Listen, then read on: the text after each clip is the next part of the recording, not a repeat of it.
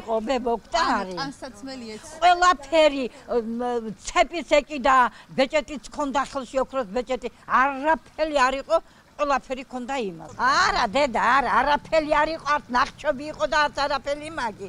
არაფერი, თვალი იყო მაგი. თვალი უნახიათ მაგი, აქანე 4 საათზე.